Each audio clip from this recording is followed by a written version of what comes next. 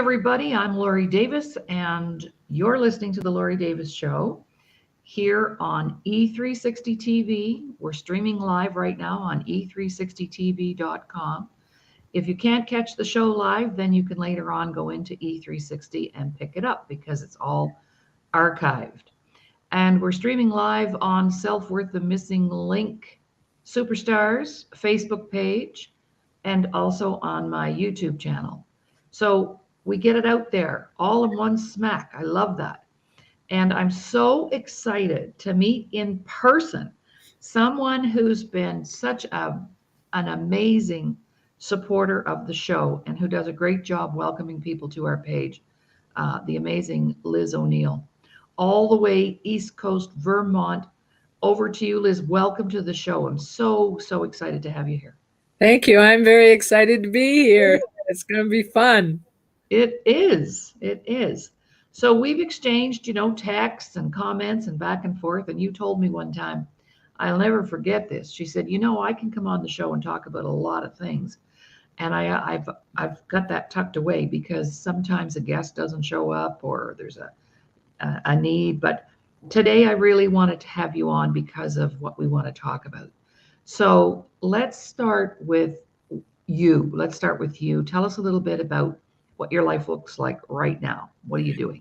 Well, right now I'm retired and spending a lot of time with my writing. I've just had more time to write. When I was teaching, I used to look at the kids and I taught creative writing for about 20 years.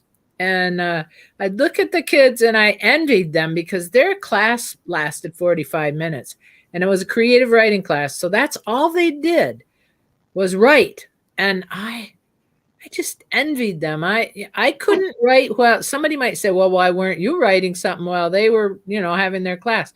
Well, because I was a teacher and I had to help them, certain ones. I was giving them ideas. And so that was just so difficult to watch. And because I was a teacher, I didn't really have any time to do any writing because I was correcting papers and going through other people's stuff that they were doing and planning for the next day. So there was no time to do any writing, still no time to do any writing. But then I started working at the women's shelter for domestic violence and sexual assault.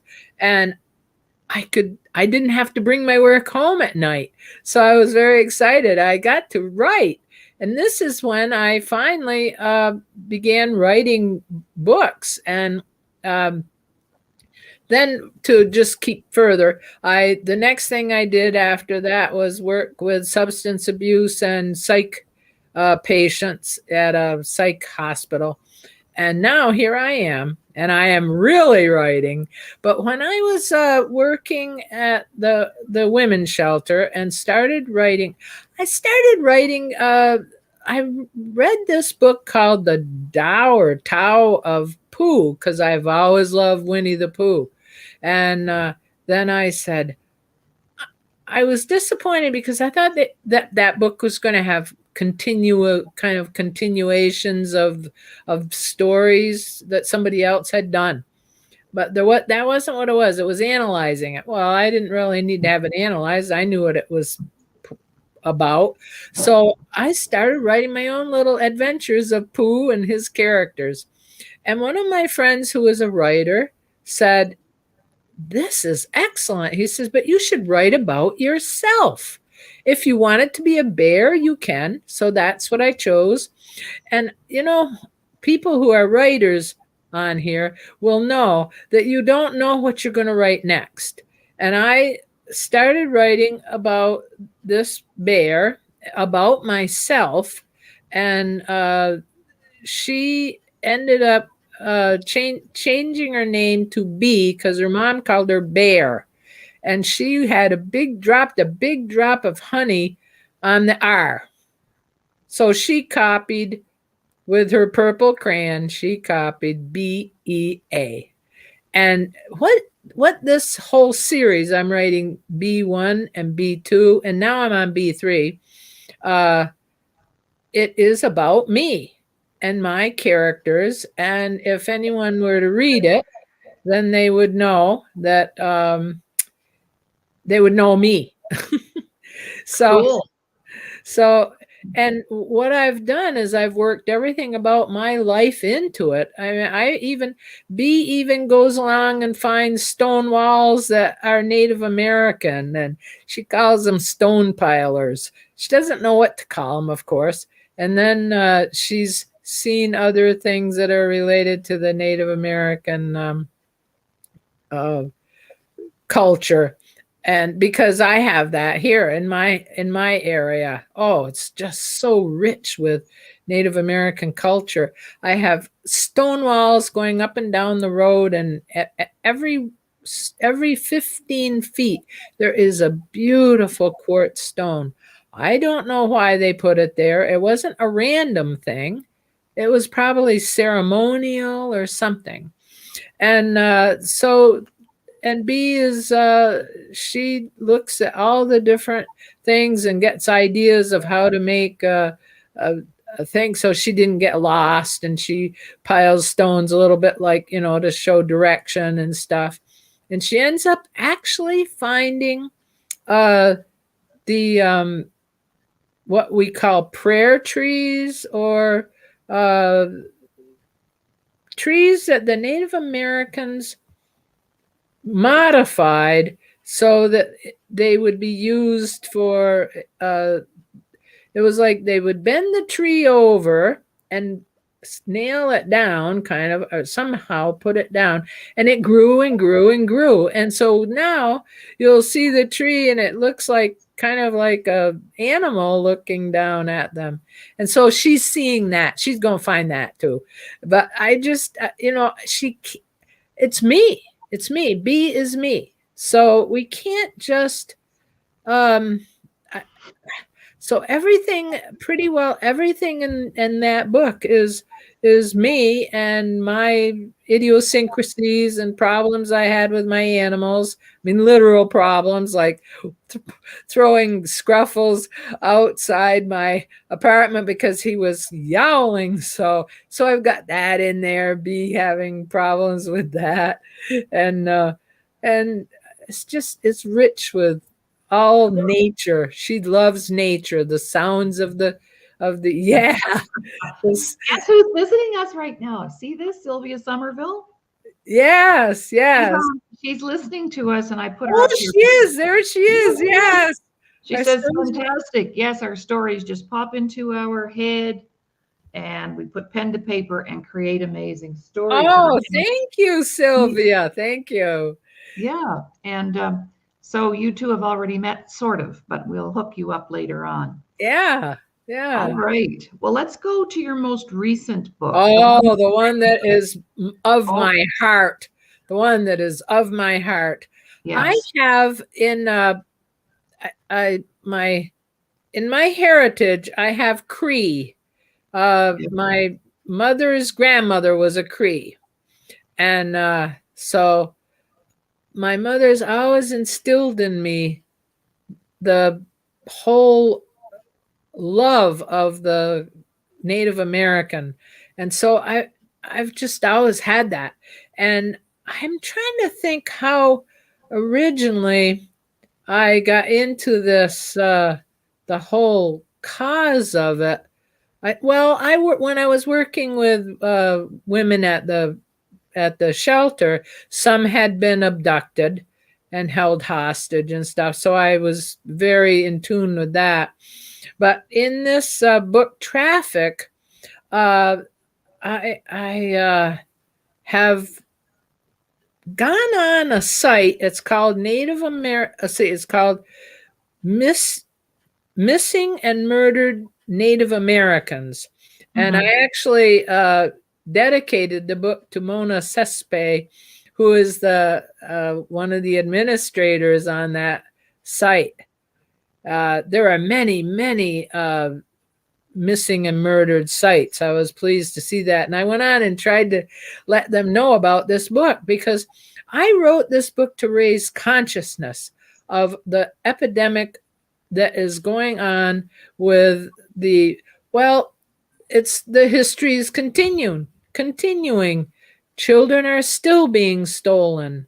And I write about all of this in my book. It becomes very political, actually, because it's probably controversial for some people, because I'm talking about how, the whole, and I was a Catholic nun too, so this is kind of weird, but I am so upset because it was the Catholics who were destroying the culture of the Native American children. They stole the children from their family, and then they kept them hostage in these, a couple in the United States. It was called some kind of school, I think.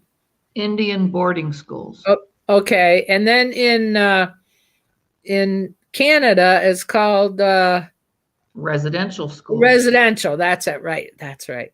And so I mentioned this with a discussion in my book, because what happens is in the traffic book, my friend and I are walking along because our car is stalled. This was from a writings thing where they to do a contest. They gave you the first paragraph and the last paragraph, and then you had to write 49 paragraphs in between. But wow. the thing that got me inspired in particular was they said there's a lot of sounds of crows in the background, and there's a crow at the end of the paragraph, in the last paragraph too. And I said, crows, wow, Crow Nation in Montana, because my friend is from Montana and she's always telling us about Big Sky, Montana. So I said, that's the setting. That's where it's going to take place, because I know that Billings is a very, it's like a hub of trafficking. So Billings is mentioned in it quite a bit. So what happens is we're walking along, and all of a sudden, we're walking along for a long time, and we see that there's a little light, a light bulb, and we're running toward the house. And as we're going to run down the hill toward the house, we see a gun leaning against the house. And then we look a little further down, and there are bars on the window. So we know there's something. Bars are either to keep people out or keep people in.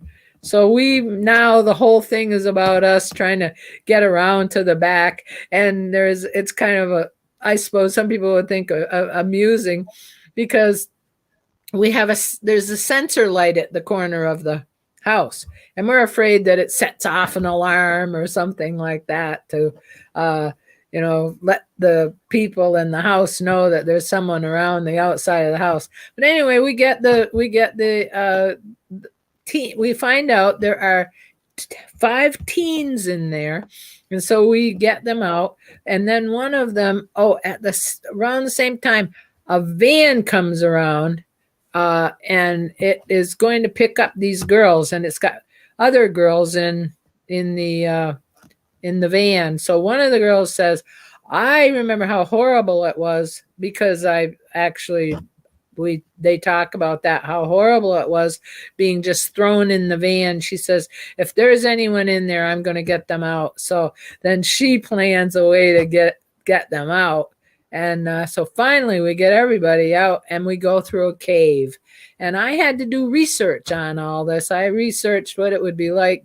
I went on YouTube and learned about spelunkers, and through a Montana cave. Oh, baby, very scary, very scary. At first, I was going to have my friend Linda and I get a little lost coming back, but I said, no, we're going to go around a safe way. It would be too scary. But so the first 13 chapters of the book are about us rescuing these girls and their stories. And there's one there's certain parts, even as I read it back, I get all teary. One of them is the girl, her name is Eyes of the Owl, and she notices that the person bringing their backpacks in is locking up a little closet. So when nobody's noticing what's going on, they're not, there's no one in there supervising them, but they're always, worried somebody's going to come in and get them. But she goes in and to get their backpacks, figure out where their backpacks are. And she sees one that doesn't belong to any of them. And she doesn't dare look inside, but she finally does. And she looks in, and there's a school book with her friend's name on it. I'm getting teary again. Keep this up, I'll be crying. Yeah, I know. And she knows her friend has been missing. She wondered where her friend had gone, and she's been missing for at least a week or so, or maybe 2 weeks. And then she looks at two others. She didn't know the other names. There were 3 backpacks in there that didn't belong to the group. And so it's not till later, quite later on in the cave, she finally tells people about this. But so as they're going along, every so often they will tell something of their story about being, have a black bag put over their head, and there's one girl that had she had gone into the school, and she's like me. She's combination challenged, so she was taking more time than the other 2 that were waiting for her outside wanted to take. So they just said, one of them said, well, let's just go along. So they started walking down the road, and the van was there, and it picked both of them up. So now they're both in the van. They know that each other is in the van, but they're all tied. Their feet are tied. The mask is over their head. They've got tape over their mouth. So they can't say anything. And then they sense the van going back around. And it is going around to pick up their friend who's just coming out of the school. But the thing that's scary is their friend doesn't have any idea who is in the van. She doesn't know it's her friends. And her friends don't know that she's the one being thrown on top of them. And they don't say anything. They can't say anything. They can't. So they think that she's a dead person being thrown on top of them. And she thinks she's being thrown on top of dead people. I mean, there's no way for them to know that it's their friend. And finally, she scuttles away and gets over to the corner of the get away from those people, what she thinks is corpses. So she gets over into the corner of the van, and she's there frightened. And then they finally get dragged into the house, and then they can see where they are and realize their friends are with them. So but then as they're going along in the cave, this is another very teary time. They're going, see, all this is from research. I know that this is the things that happened. Actually, read one of the testimonies of one of the people that she had gotten away 2 times, gotten away, got picked up, gotten away again, got picked up, and finally, 3rd time, she was able to get away. So I worked that into the story too. And so when they finally get to the water, they finally find water. There's it's like a stream that fills kind of like a little tiny body of water. So they're walking in it, cleansing themselves from the horribleness and singing, some of their ceremonial songs, and And but then when they get out of the water, they have a little bit more of prayer, and they put, well, one of them had sage, and so she was able to burn a little bit of the sage, and another one had a certain stone that was very important to her. Another one had her medicine bag, because they had now finally gotten, a little bit more relaxed, and they found out more stuff about each other. And but then when they start having a ceremony really of remembering all the people that have passed or are missing or murdered. And so they're saying their names, almost like a litany. And oh dear, that's every time I read that one. And then some of them are saying, well, like Eyes of the Owl said, my friend, and she said her name. And it's just so sad. It's just, I get so sad reading what I've written, but I was inspired. And what inspired you to do that work? To create that piece of work that is so important. And while you're thinking about that, I'd just like to mention that the Indian boarding school system lasted 40 years in the United States. The residential school system in Canada lasted 125 years. We had 5 generations of children go through that system. And you've probably read about where they are now with technology, are able to excavate the bodies of these kids. So what inspired Liz to put this out there in print? Because it's a very big problem. Indigenous women are the first to be targeted for this kind of stuff. Well, one of the things I think to myself is, my ancestors were in those schools. Right.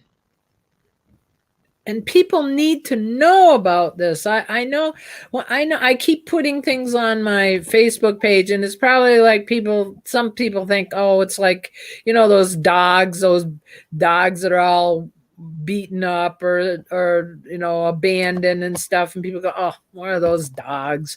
And I just think to myself, I'm sure that's what some people, the way they think about what I'm doing. I am so committed to this, and I especially am committed to it because of that site I go on, the MMNA group. People need to know this is happening, and people need to care and pray or do whatever, send healing, whatever they do. I go on almost every day on the MMNA group, and I'm a dowser, so I send healing, protection, compassion, and any strength and anything like that. I do that every single day. I have certain different, depending upon situations, I will post a certain thing just to let people know. I'm telling you, if I were in an area where people were missing, I would be right out there looking too.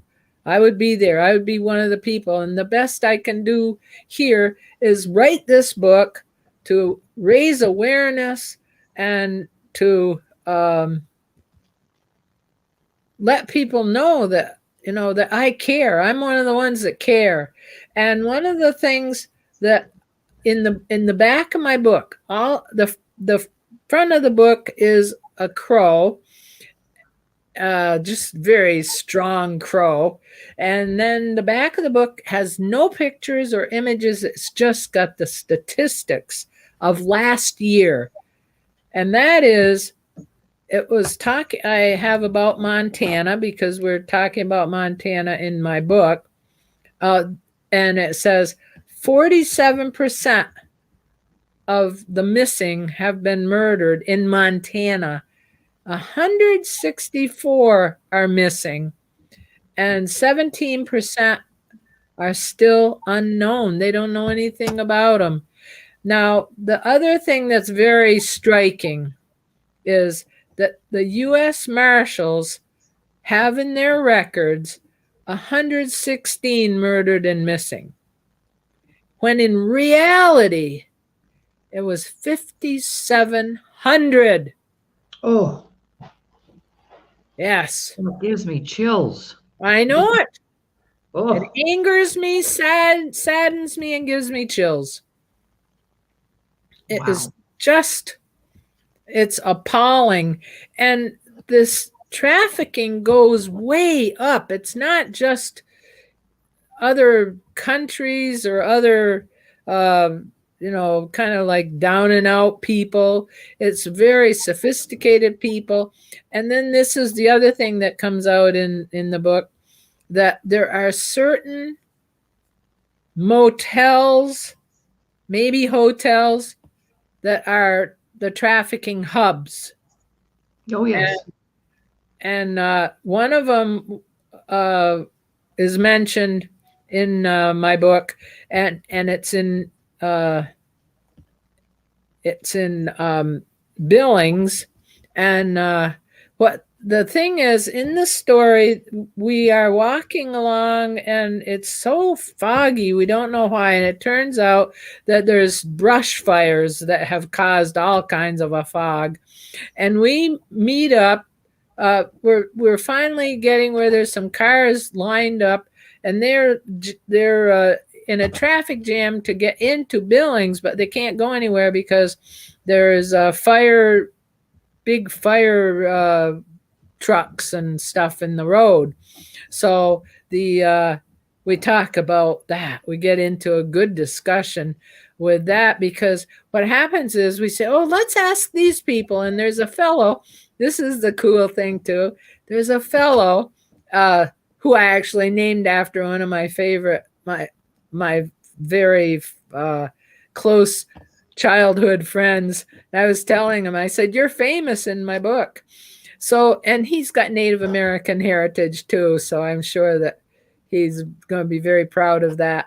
But he is driving a car and he's sitting there waiting, and he's a chef. And they're going to have a food festival in Billings. So a lot of these cars that are in jams probably had food. So we end up eating a lot. And people say when you're writing, oh, put food in, and definitely coffee. So the people are going to be, that's going to draw people in too, because we are eating some of his specialties that he was going to be bringing. He says, well, obviously I'm not going to Billings, so we might as well eat the food. But the other thing is, when he finds out that the hotel that he was going to be going to is one of the hubs for trafficking, he goes, I am not going there. I am not going there. And then we were thinking it was our same motel we were going to go into. And so we said, oh my gosh, just imagine if you were in a room and there's trafficking going on right next door to you, and you're Exactly. that's very scary to think about. And then we talked about the symbol, the like that means I need help. And so we talked about that and what we would do. Oh my gosh, if we were in a restaurant at that hotel or motel, and we saw someone signaling us, oh, that would be some of these situations. I mean, it's right in your face.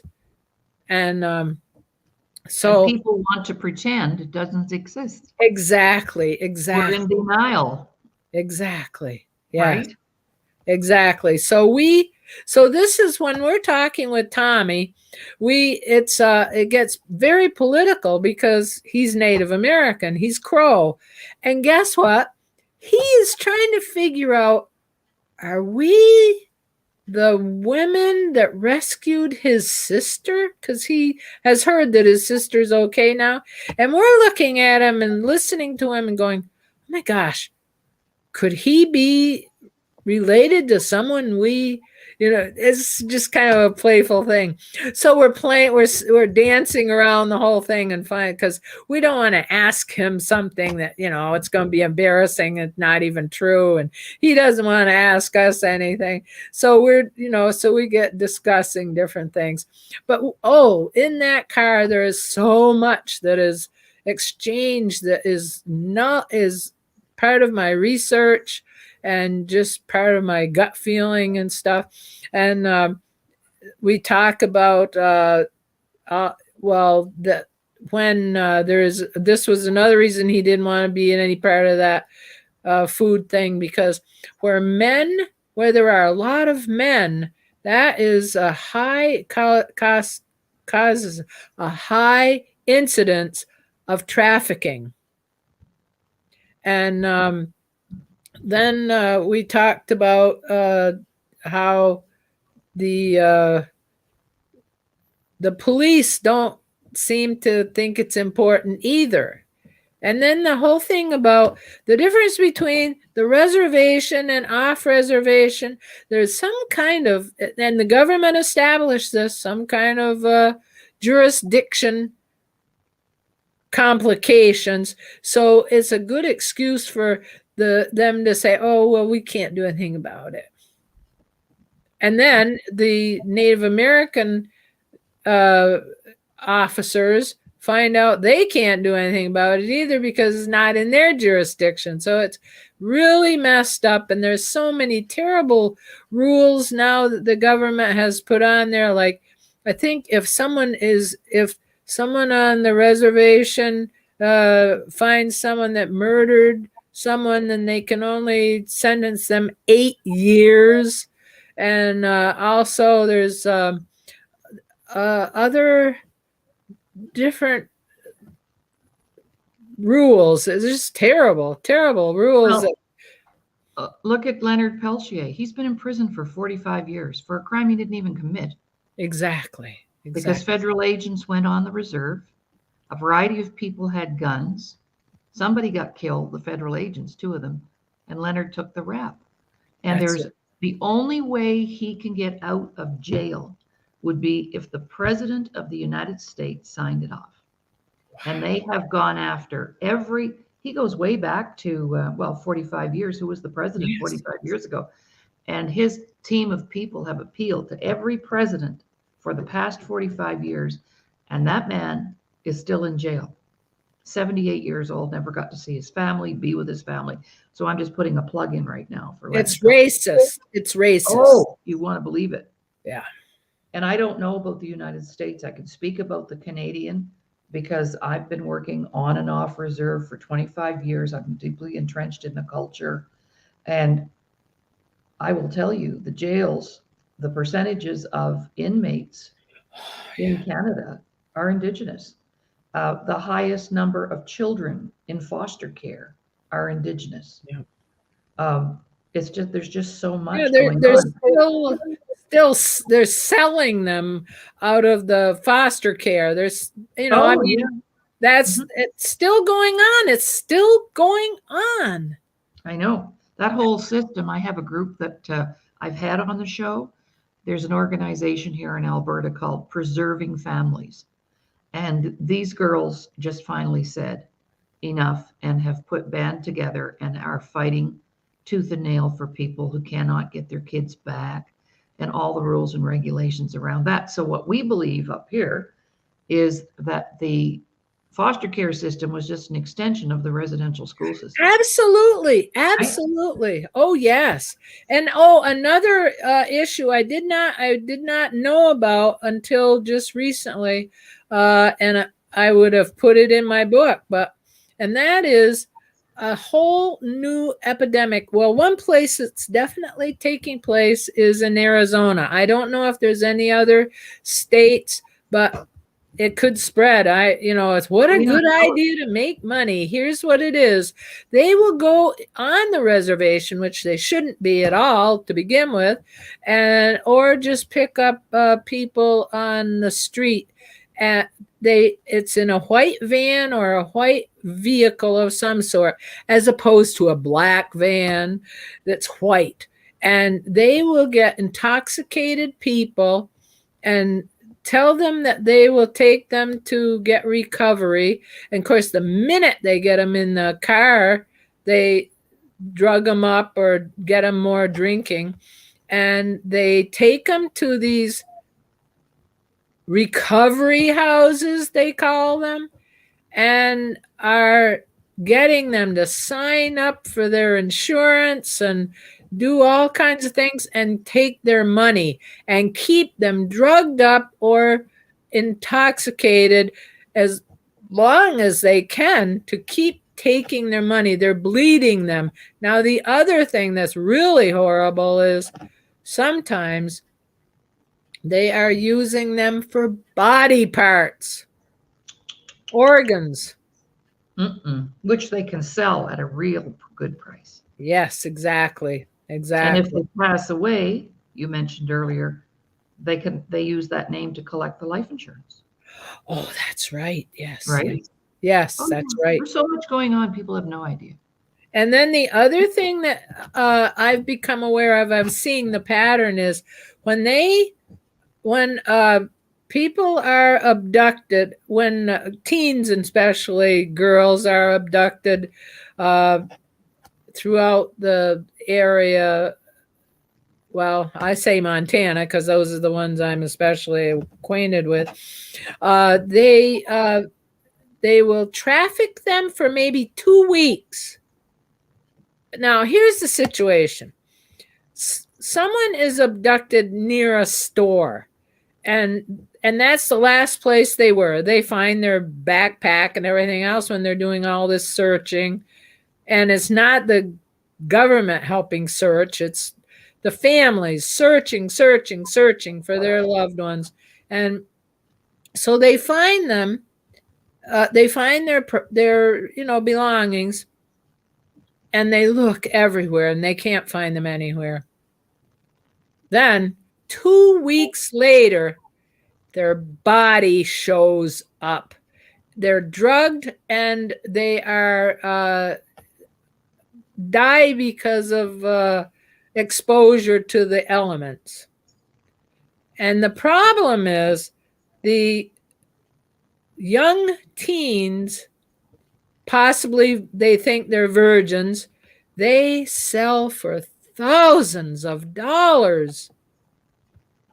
And especially Native American, because they are a little bit like an Asian. There's something very exquisite about them because they're Native American. And I get so angry at all that. And let's see what else. Oh, then now I'm jumping around, I know, but because that's what happens with my mind.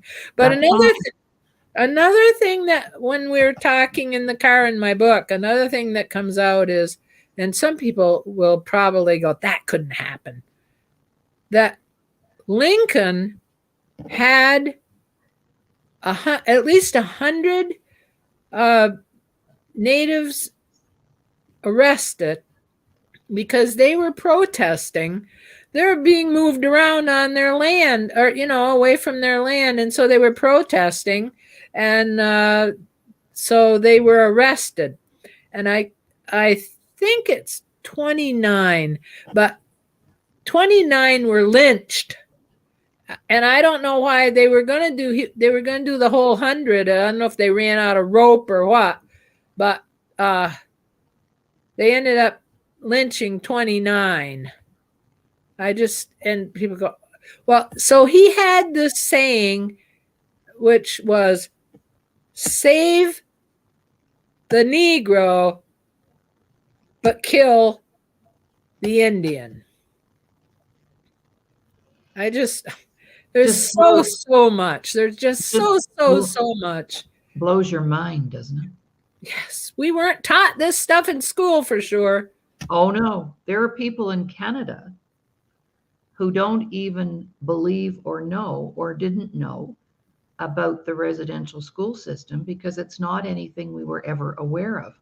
And my dad grew up in a little town in Nova Scotia. 10 minutes away was the biggest residential school in our province. We thought it was a hospital. We didn't know, because if we did, things might have been different, but that was the biggest secret in America. It still is the biggest secret in America. Yeah. It's like people who don't believe about the Holocaust. You know, Right. there are people out there right now who don't believe that that happened during World War II. Right. People, wake up. And of course, in the American history books, let's look at Wounded Knee and the massacre. You know, when they say, well, this on the news, they'll say, maybe at that time there was that mass shooting at that nightclub in Florida. This is the largest mass shooting ever in America. No, the No. largest mass shooting in America happened on a cold winter day where 300 men, women, and children were gunned down Yeah. because they wouldn't give up their firearms and they didn't want to go on a reservation. And that was the largest mass shooting in America that happened by the cavalry, the military. So people need to become aware of their history, because without That's knowing it. our history, we don't know how to move forward. Right. And so a lot of people are saying, oh, they're using that as an excuse for the alcohol and this and that. Yes, because that's a reaction to the traumas, right? Even just leaving your family, that's a trauma. Whether you were sexually abused or not, the trauma had already happened, separated from your parents and your family. So yes, I'm a big voice as well. I did not know that about you until today. So you and I'll be talking lots. All right. Isn't this amazing? Yes. Because when you mentioned Cree, the Cree Nation here in the west of Canada is huge. I'm sitting right in the middle of probably the largest Cree Nation on the planet. Oh, nice. Thousands and thousands and thousands of Cree people here. So I'm, quite familiar with that.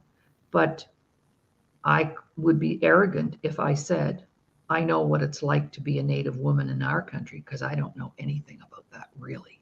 Nor do Right? I. Right. So our ancestors on both sides of the fence, I love it because we weren't there. We didn't do the damage and all that. But today we have a responsibility to be part of the solution. Absolutely. I wasn't there. I didn't do those bad things.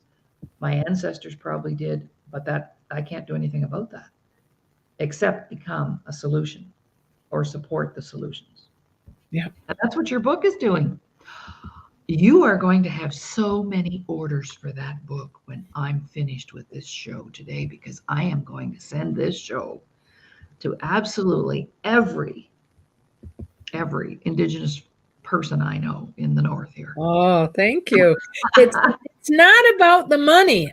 No, I know. No, it's about the education. It's about the education, the raising the awareness. And I've tried to put everything I live here, Native American, like right out. She wrote more. Flowing stories and ideas, so it's natural for the thoughts to bounce. Oh, okay, thank you. Yeah. Plus, I have ADD. I have ADD, so nobody has a chance with me. That's not a problem. But one of the things I also put in my book is something I have probably, it's just not more than probably 1,000 feet from me right now. And that is a standing stone.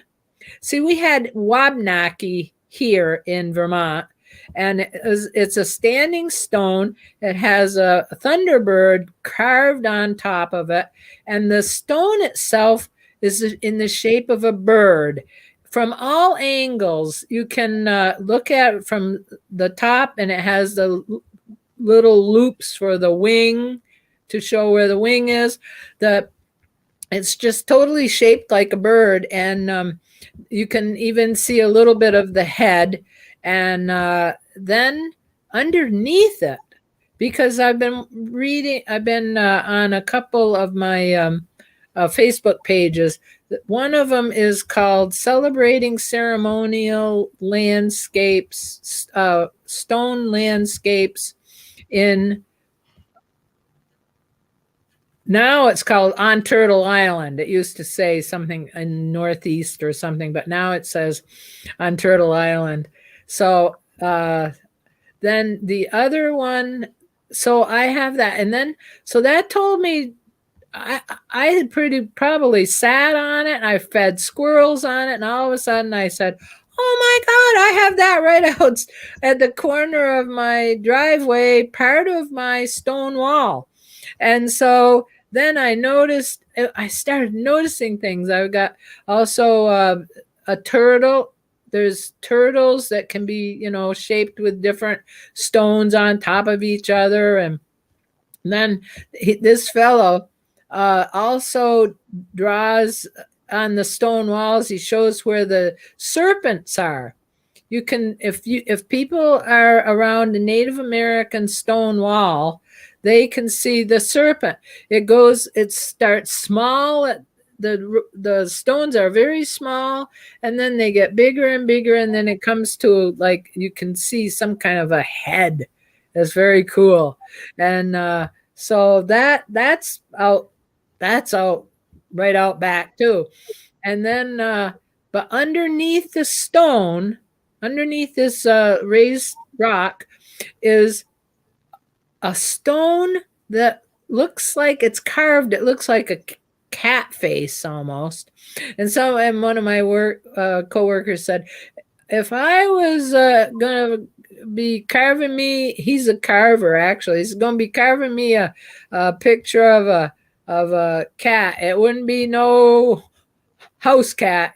He said, I think it is probably a catamount, because that's what we used to have here in Vermont, catamounts, which is like a bobcat, really. And then a little bit to the right of that is a book.